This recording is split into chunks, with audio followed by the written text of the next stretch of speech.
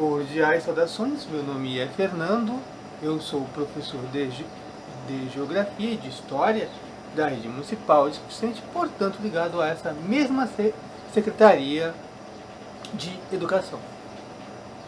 Nós, desde a última aula, estamos falando sobre Roma e vamos continuar falando sobre Roma. Falamos da monarquia romana, de seus 7 reis, e cujo último rei, Tarquínio Soberbo, foi deposto por Lúcio Júnior Bruto, ou em latim, Lucius Iunius Brutus, em 509 a.C., ou antes da Era Comum, ou antes da Era Vulgar.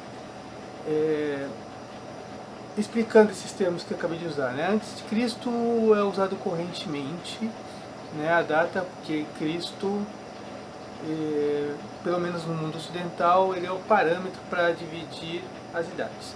Mas existem até facções cristãs, como no caso de Testemunhas de Jeová, que não usam o termo antes de Cristo ou depois de Cristo. As Testemunhas de Jeová, elas usam antes da Era Vulgar, antes da Era Comum, depois da Era Vulgar, depois da Era Comum.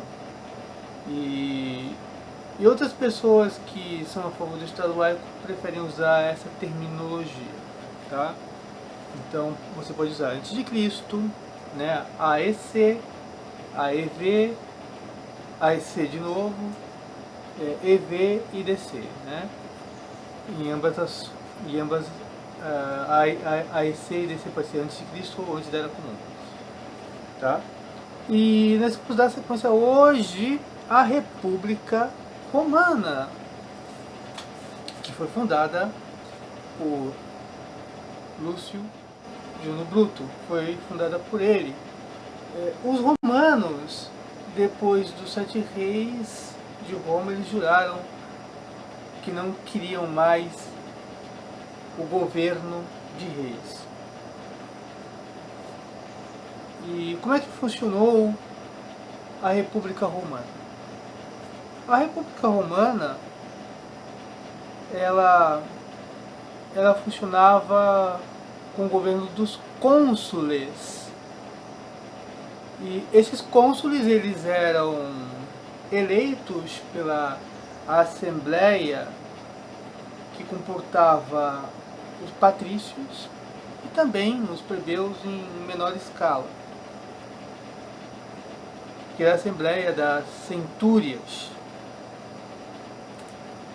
Então, os cônsules, eles eram eleitos para 1 ano apenas, para governar Roma, 1 ano apenas. E eles administravam Roma, né, o poder político, o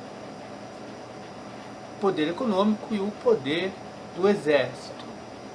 Eles escolhiam 2 cônsules para que um neutralizasse o poder do outro, caso algum deles quisesse ter o poder absoluto, que foi uma decisão avançada para a época, né?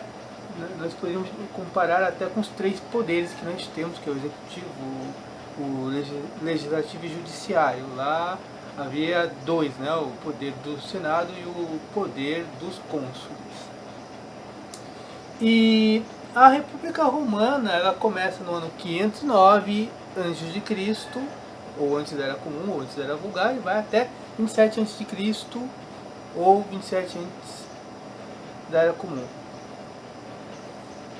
Então ela teve uma grande existência, né? Então, agora nós vamos falar como era a divisão social. Lá você tinha os patrícios, né? Os patrícios eram homens ricos, ricos por herança, por sangue, né? Sangue. Então, porque muitos desses patrícios diziam que eram descendentes do fundador de Roma, né? Descendentes de Roma. E eram famílias ricas, os patrícios eram ricos, mas não trabalhavam, eles eram donos de terra e mais terras e mais terras, que hoje nós chamaríamos de latifundiários, né? Eram donos de grandes terras. E aí eles punham os escravos, né, os servos, para trabalharem para eles.